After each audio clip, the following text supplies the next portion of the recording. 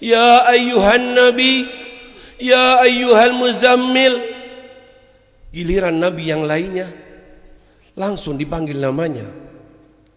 Ya Musa, ya Isa, ya fulan, ya fulan.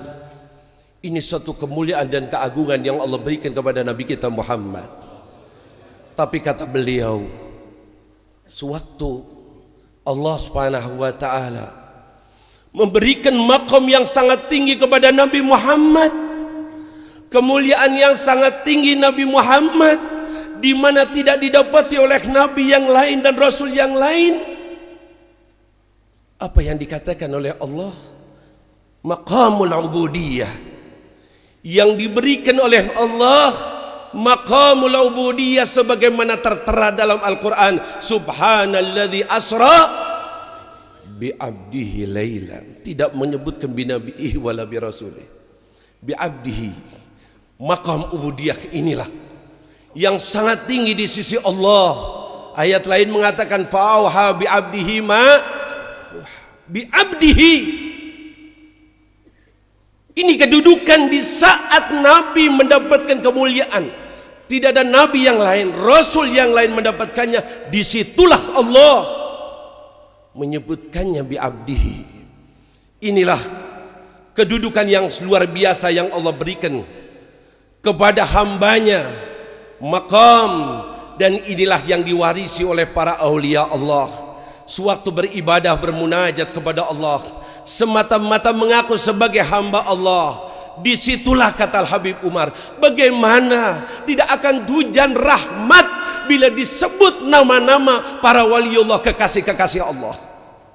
Yakinilah disitulah akan turun rahmat, karena mereka orang-orang yang telah dipilih oleh Allah Subhanahu wa taala.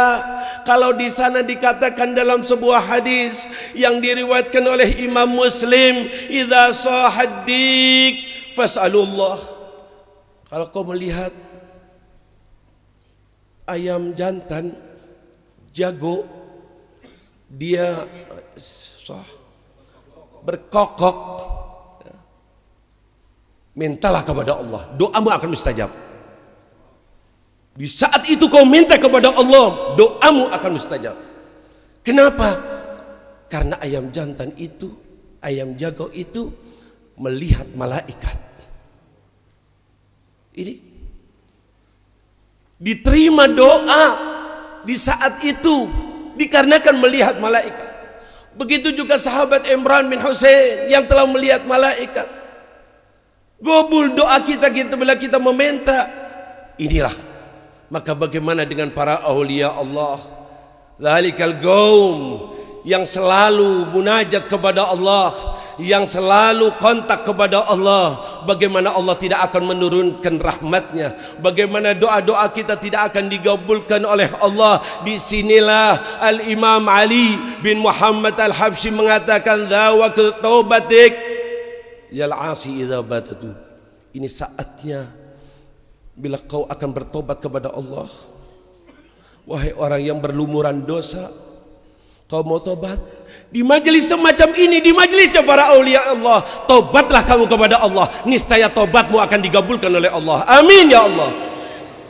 Tidak ada dari mereka kecuali mereka telah menyiapkan diri untuk mendapatkan ilmu yang seluas-luasnya, sehingga kedudukannya sangat tinggi di sisi Allah. Siapa saja yang mau menuntut ilmu dengan sesungguh-sungguhnya pasti akan mendapatkannya. Tidak ada seseorang mendekatkan diri kepada Allah, pasti Allah akan mendekatkannya. Kau mendekat selangkah, Allah akan lebih lagi, dan begitu seterusnya. Tidak dikhususkan buat mereka yang mempunyai nasab yang sangat tinggi, bahkan tidak dikhususkan buat lelaki ataupun perempuan.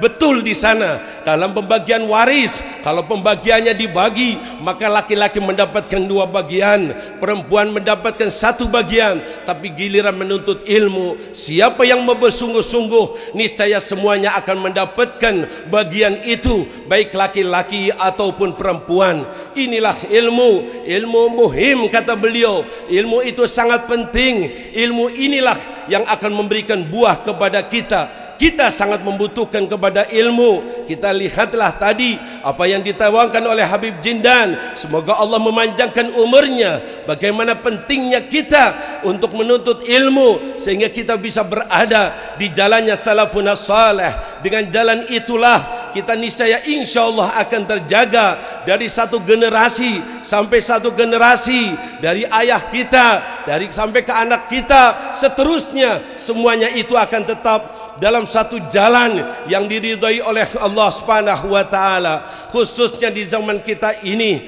lihatlah majlis yang kita hadiri, kata beliau, majlis yang penuh dengan tumaknina, majlis di mana di majlis itulah tidak ada cacian kepada orang lain, tidak ada laknatan, tidak ada teror, tidak ada segala macam, tapi kita justru satu bersaudara. Innamal mu'minuna ikhwah.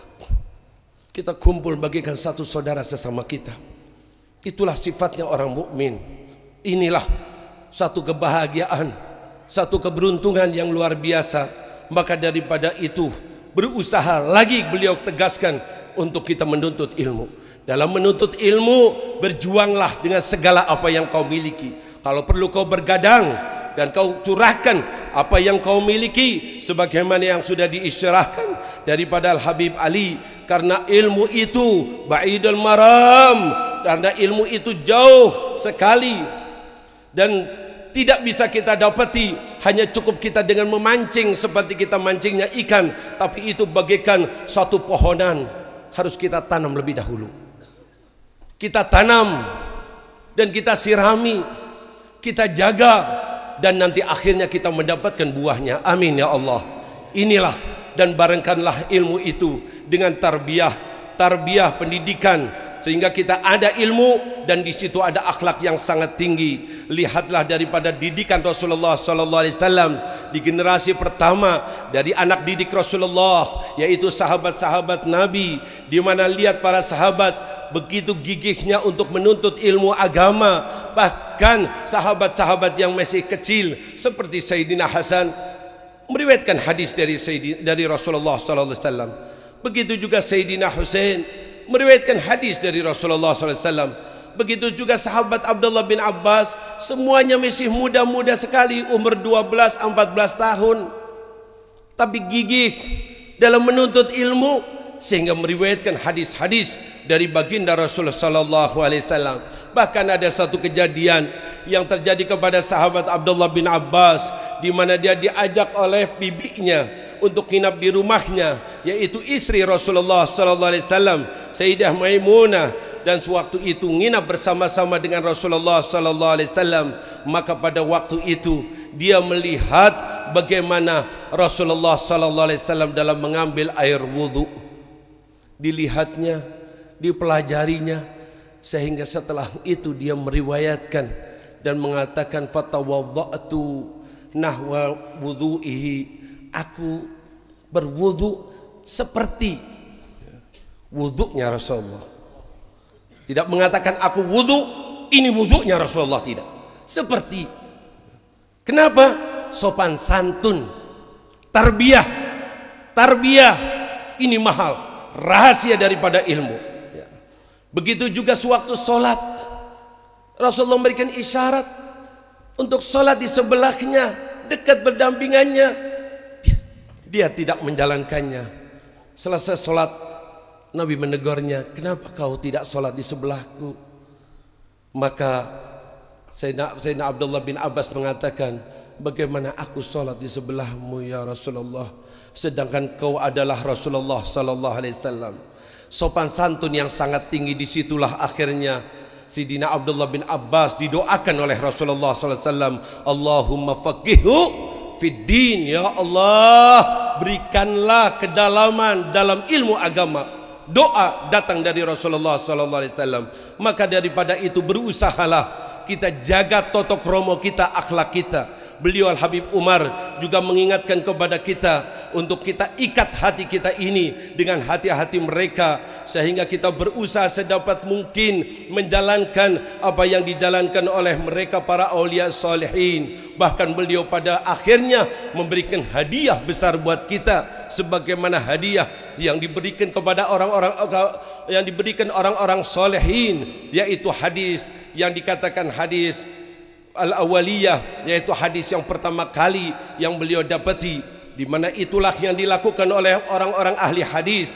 Bahkan beliau mengatakan, pertama kali hadis aku dapati daripada hadis awaliyah, yaitu yang aku dapati daripada Al-Habib Salim bin Jindan. Sewaktu datang ke Hadramut, beliau meriwayatkan daripada hadis awaliyah itu, yaitu dari Sa'id Sufyan. Begitu juga aku dapati daripada ulama-ulama di Masjidil Haram, di mana meriwayatkan hadis tersebut daripada Sufyan dan dari Amr bin Dinar dan ila Gabus,